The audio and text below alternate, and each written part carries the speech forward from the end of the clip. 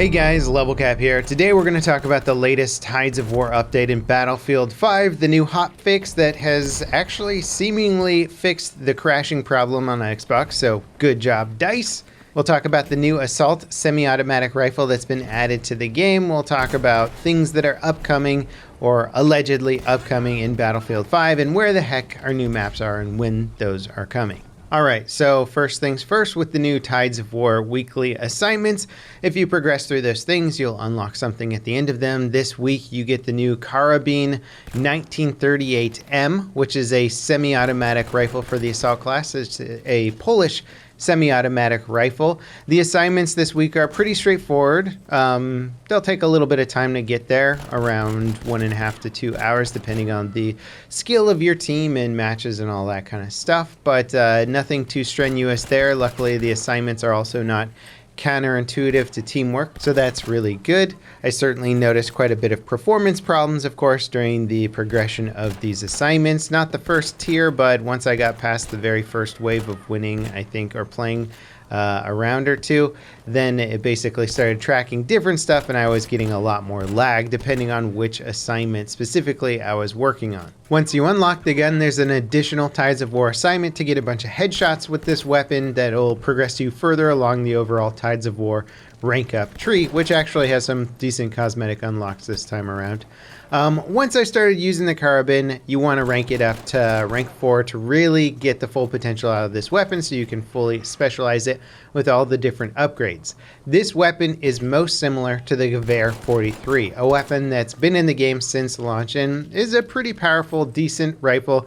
It's one of the longer range semi-auto rifles for the Assault class, and the Carabine fits into the exact same sort of performance zone. You want to use it at further ranges for the Assault class. Now, I will be doing a full weapon review and breakdown for this gun in the future once I've got several hundred more kills into it, but at first glance, it's very similar to the Gewehr 43. However, the upgrade tree does not allow for it to have a detachable magazine.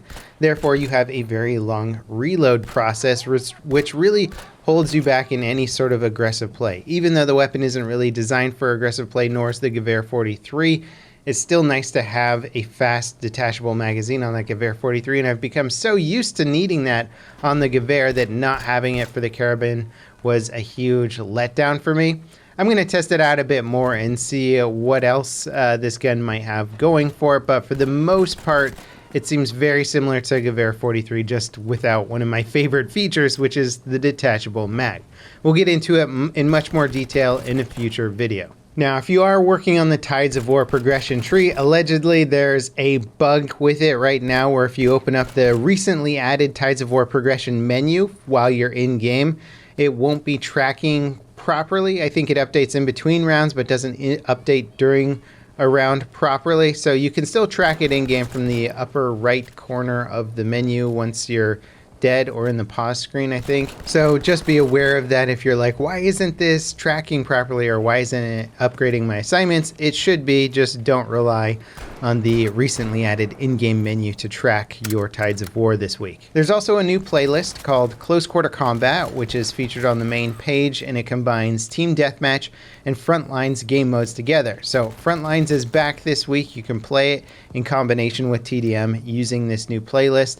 The maps available on Frontlines are Twisted Steel and Narvik. The TDM maps are Fiel, Devastation, Alcindon, and Aerodrome.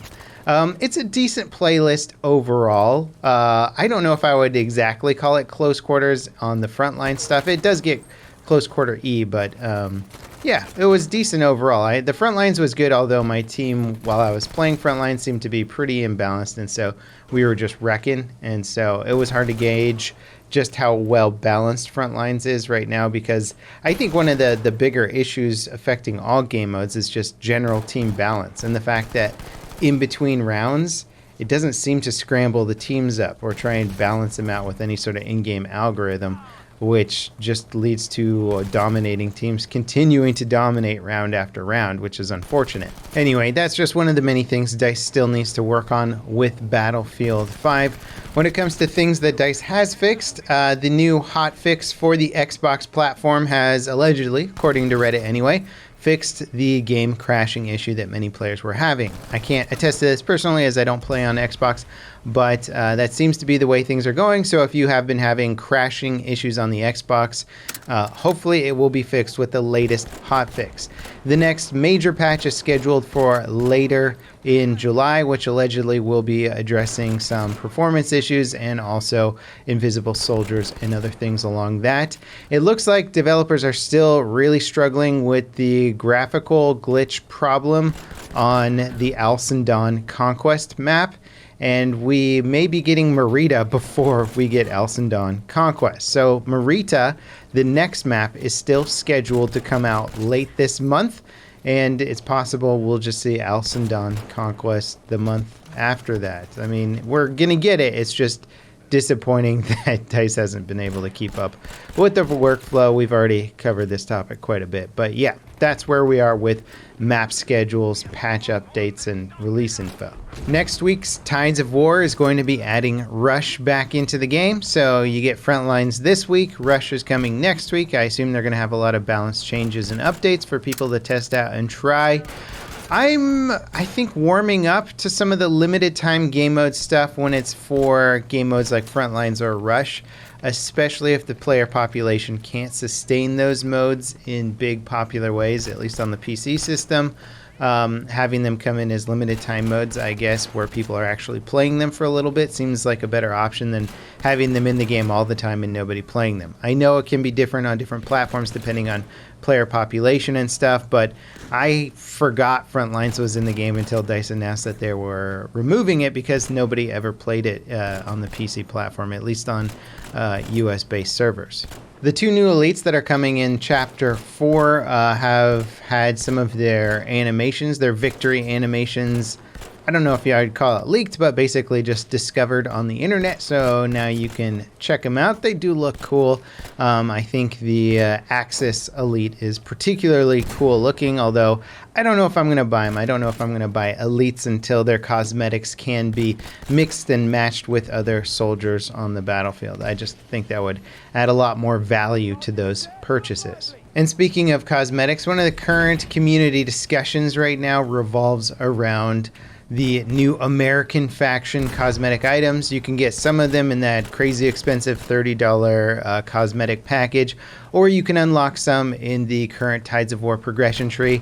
Eventually, you will start getting these American cosmetics that will be available on the Allies faction. Now, people are wondering, what's going to happen? Are we just going to be able to play Americans now, and then those cosmetics will carry through to the Pacific DLC stuff, and we'll just get more American cosmetics with Pacific, or will it be a new faction?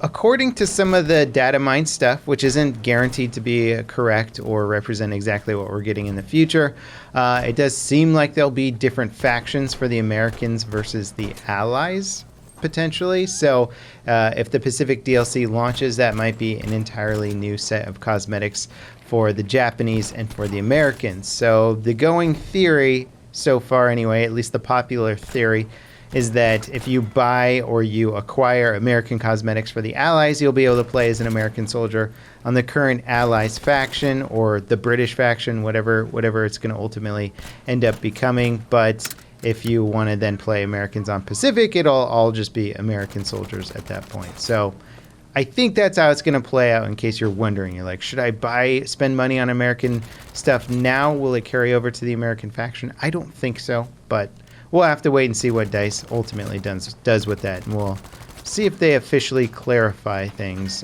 for the community. Anyway, that kind of wraps things up for this Tides of War update to the game. The Xbox patch is pretty big news for anyone who's been crashing a lot on Xbox. It should have fixed it for you, and so that's really good going forward. PC, there hasn't really been an update. So if you were having performance issues before, then, well, sorry to say you're still having performance issues.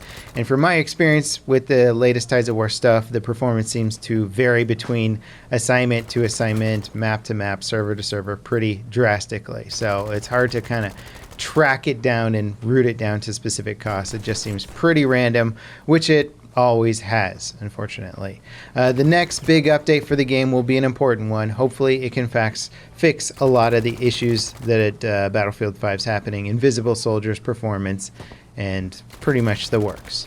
As always, guys, thanks for watching, and I'll see you next time. This is Level Cap, signing out.